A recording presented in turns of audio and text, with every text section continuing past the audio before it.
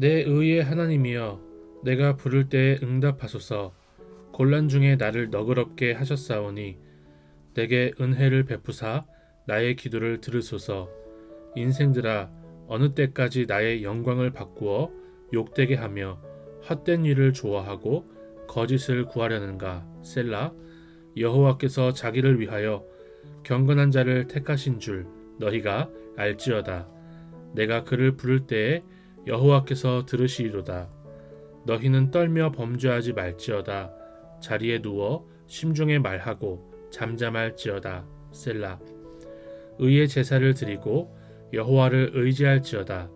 여러 사람의 말이 우리에게 선을 보일 자 누구뇨 하오니 여호와여, 주의 얼굴을 들어 우리에게 비추소서. 주께서 내 마음에 두신 기쁨은 그들의 곡식과 새 포도주가 풍성할 때보다 더하니이다. 내가 평안히 눕고 자기도 하리니 나를 안전히 살게 하시는 이는 오직 여호와이시니이다.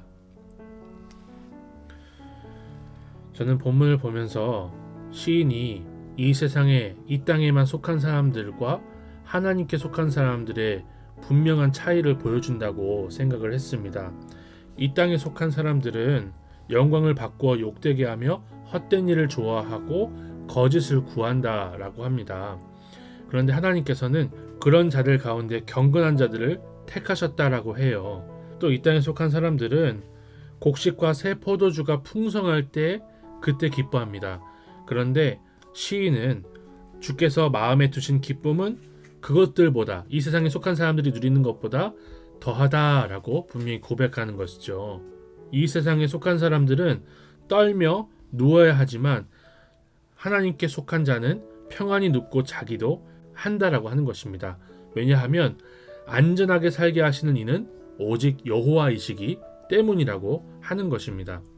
특별히 저는 곡식과 포도주, 새 포도주를 생각을 하면서 요즘 많이 말하는 언박싱이라든가 새로운 것들을 사는 것에 대해서 생각해 볼 수 있었습니다. 저는 IT 기기를 참 좋아하는데요. 새로운 기계를 사고 또 뜯어보는 기쁨을 굉장히 좋아합니다. 그런데 언박싱 할 때만, 뜯는 그 순간만 기쁠 뿐이지 막상 그 다음에는 기쁘지 않습니다. 신제품이 나오고 그리고 더 좋은 제품들이 쏟아져 나옵니다. 곡식과 새 포도주의 기쁨이 그러합니다. 잠깐 있는 것입니다. 금방 먹습니다. 금방 소진해 버립니다. 새 포도주는 오래된 포도주가 될 것입니다.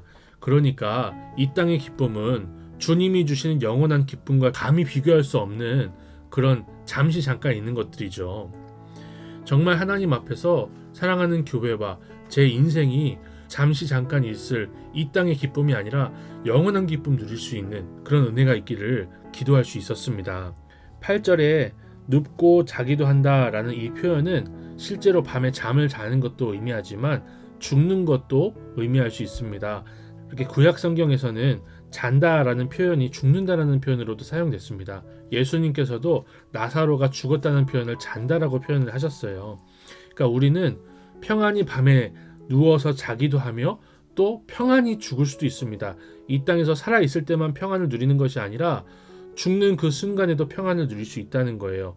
왜냐하면 우리의 평안의 근원은 이 세상에 있는 어떤 것이 아니라 우리를 안전하게 살게 하시는 여호와께 있기 때문입니다.